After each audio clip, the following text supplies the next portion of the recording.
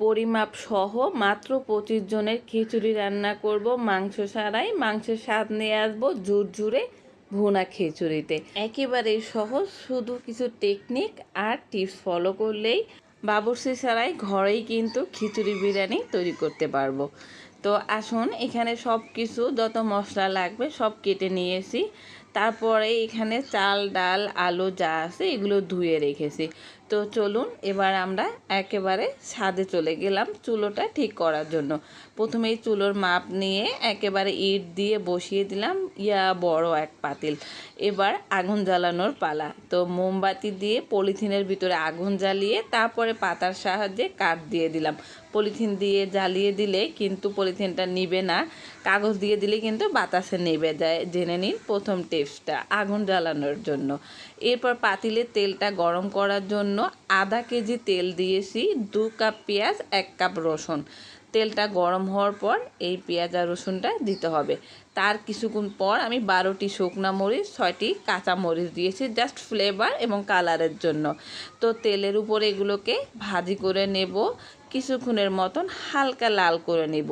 এরপরে কিছু পরিমাণ আলু, বলতে গেলে 1.5 কেজির মতন হবে, আলুটা মাংসের মতন পিসেস করে হলুদ লবণ আর সামান্য মরিচ দিয়ে মেখে রেখেছিলাম, সেই তেলের সাথে ভাজি করে নিয়েছি। 5 থেকে 10 মিনিটের মতন ভাজি হওয়ার পর আমাদের সিদ্ধ চালটা ধুয়ে পানি ঝরিয়ে রেখেছিলাম। এখানে আমার চাল ছিল প্রায় 3.5 কেজি মতন সিদ্ধ চাল, মানে ঘরে আমরা যে চালটা রান্না করি সেই চালটা দিয়ে খিচুড়িটা রান্না করব। আর ডাল ছিল 4 কাপ, মসুরির ডাল 4 কাপ ছিল। আমি এখানে 1.5 কাপের মতন চালের সাথে ভাজি করে নিব যাতে চালের সাথে ডালটা একদম গলে যায়। এরপরে পানি দিয়ে নিয়েছি। আমি একেবারেই দুঃখিত, চাল বুঝে তারপরে পানির পরিমাণটা দিতে হবে। আমাদের চালটা খুব তাড়াতাড়ি হয়ে যায়, সেই জন্য আমাদের পানি খুব কম লেগেছিল।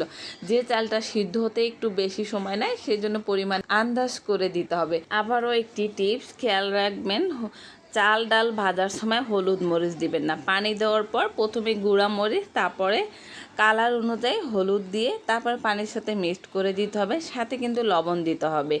এরপর আমি দিয়েছি এখানে মাংসের মশলা, রাঁধুনি দিয়ে মাংসের মশলা 4 ভাগের 1 ভাগ দিয়ে আমি ঢাকনাটা বন্ধ করে চুলার আঁচটা বাড়ানোর জন্য চারিদিক থেকে তারপরে লাকড়ি গুঁড়ো দিয়ে এবার যখন চালটা ফুটে উঠবে তখন দিয়ে নেব সেই যে বাকি যে কয়েক কাপ মসুরের ডাল ছিল সেই ডালগুলো। এবার খেয়াল করবেন আমি কিন্তু ইটের চারিদিক দিয়ে লাকড়িগুলো দিয়েছি, কারণ বড় পাতিলে শুধু মাঝখানে আগুন দিলে মাঝখানেরটাই তাপ পাবে, চারিপাশে পাবে না। সেই জন্য খেয়াল রাখবেন যখন আমরা বড় পাতিলে রান্না করব ইটের চারিদিক দিয়ে লাকড়ি দিতে হবে। এটা আমি আমার এক আপার থেকে শিখে নিয়েছিলাম। আর এর জন্যই কিন্তু চারিদিক দিয়ে চালটা সিদ্ধ হবে এবং ঝুরঝুরে হবে। তো যাই হোক, এইবার হলো সেই গোপন রহস্য যে মাংস ছাড়াই আমরা মাংসের স্বাদ নিয়ে আসবো। আমি এখানে বুটের ডালটা নিয়েছি, একেবারে যে 1 নাম্বার যে ডালটা থাকে ছোলার ডাল, সেই ডালটাকে আগে আমি প্রেশার কুকারে সামান্য কিছু পরিমাণ মাংসের মশলা, যেমন গরুর মাংস রান্না করতে এলাচ দারচিনি আদা রসুন লবণ যাবতীয় যা লাগে এগুলোকে প্রেশার কুকারে মাত্র 2টা বা 3টা সিটি দিয়ে গলিয়ে নিয়েছিলাম, যাতে এখানে খিচুড়ির সাথে কিছু আধা সিদ্ধ বা একেবারে গলে না যায়। যখন আমার খিচুড়িটা পারফেক্ট 80%-এর মতন হয়ে গেছে তখন কিন্তু আমি সেই বুটের ডালটা দিয়ে চারপাশে মিক্সড করে তারপরে কিন্তু ঢাকনা দিয়ে দমে রেখেছিলাম। ঠিক যখন খিচুড়িটা একটু মাখা মাখা ঝোল থাকবে সে পর্যায়ে আগুনের তাপটা বন্ধ করে দিতে হবে, ব্যাস।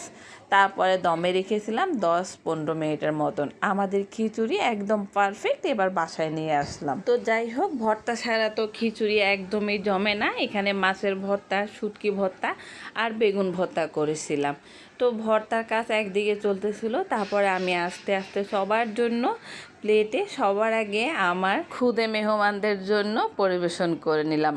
এমন এক স্মৃতিজনক এবং ভীষণ আনন্দ লাগে, সবাই মিলে একসাথে রান্না করেছি এবং একসাথে খেয়েছি। তারপর যদি হয় খাবারটা সেই স্বাদ, তাহলে তো আর কথাই চলে না। তো মাঝে মাঝেই এভাবে রান্না করে খাবেন, আমরা কিন্তু মাসে একবার হলেও খাই।